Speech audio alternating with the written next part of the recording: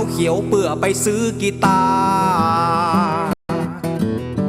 ใจมันพาทันนาให้เป็นนักดนตรีเปลี่ยนเพิกเล่นเจ็บมือมาก็จัดหลายปีเพิกตั้งสายเพิกกำคอร์ดดีดทรงอย่างอี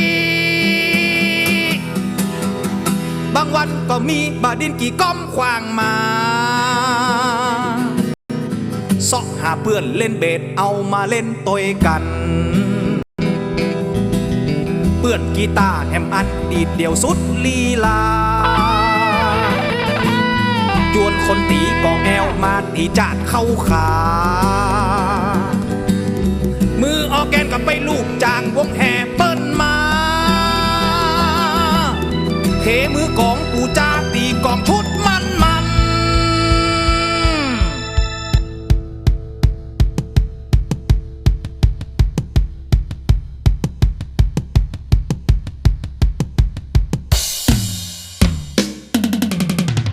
ร่วมกันเล่นเป็นวงมาเพิกมาซ้อมตึงวันมิกดิบเบกแดงเป็นวงตึงซุกตึงตุกโตยกัน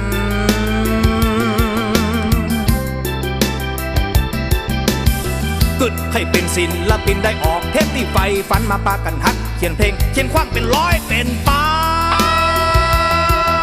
นมาแอค่ะแม่ห้องเพลงยังเป็นพี่บ้านตึงวัดคัดเพลงได้หนึ่งชุดตามฝัน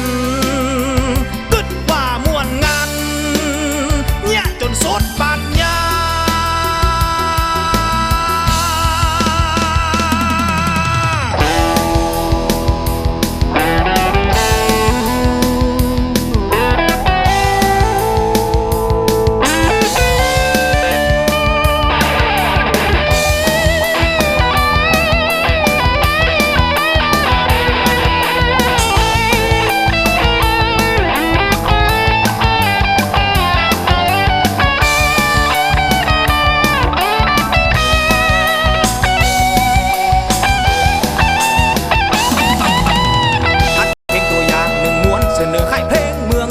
ตีสาวตีเปิ้นบอกเอาเปิ้นว่ามันเมืองล้ำไป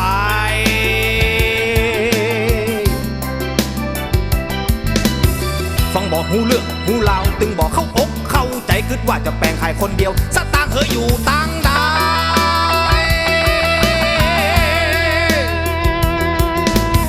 สุดเหียแต่เกือบฟองน้ำสายพุทธเอาปอมัดไปกึดใครเป็นศิลปิน